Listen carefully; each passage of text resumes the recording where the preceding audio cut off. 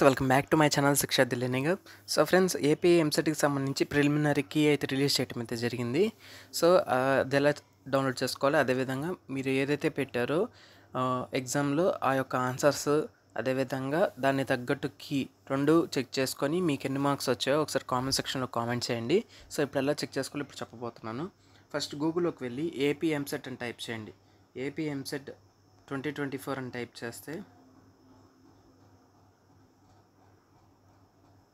So ఇక్కడ చూస్తున్నారు కదా, స్టార్టింగే ఏపీ సెట్ 2024 అని.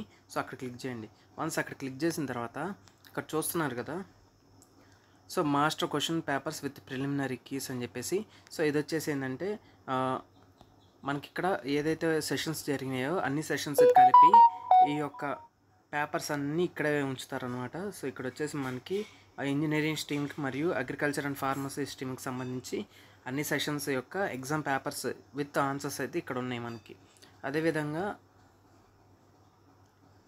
మీరు ఏవైతే పెట్టారో ఆన్సర్స్, సో అవి చూడాలంటే మాత్రం ఇక్కడ చూస్తున్నారు కదా response sheet.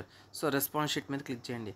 Once response sheet మీద క్లిక్ చేసిన తర్వాత ఇక్కడ చూస్తున్నారు కదా రిజిస్ట్రేషన్ నెంబర్, మీ యొక్క హాల్ టికెట్ నెంబర్ ఎంటర్ చేసి గెట్ కీ డీటెయిల్స్ మీద క్లిక్ చేస్తే మీరు ఏదైతే క్వశ్చన్కి ఆన్సర్ పెట్టారో సో ఆ క్వశ్చన్స్ విత్ ఆన్సర్స్ చూపిస్తుంది అనమాట.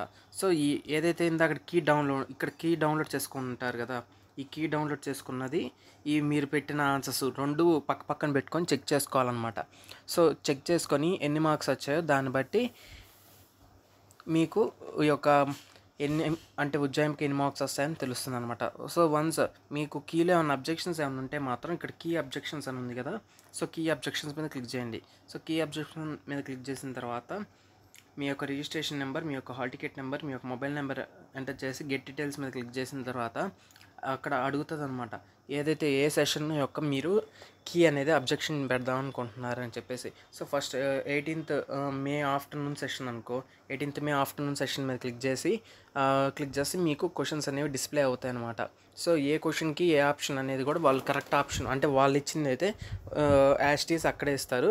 సో మీరు ఆ ఆప్షన్ కాదు వేరే ఆప్షన్ అని మీరు అక్కడ సెలెక్ట్ చేసి ఇవ్వాల్సి ఉంటుంది. సో ఈ విధంగా కీ అబ్జెక్షన్స్ అనేవి కూడా మీరు ఇవ్వవచ్చు. సో ఈ విధంగా మీ యొక్క ఆన్సర్స్ అనేది చెక్ చేసుకోవచ్చు. సో ఇది ఫ్రెండ్స్, మీకు ఎంసెట్కి సంబంధించి ఎన్ని మార్క్స్ వచ్చాయో కామెంట్ సెక్షన్లో కామెంట్ చేయండి.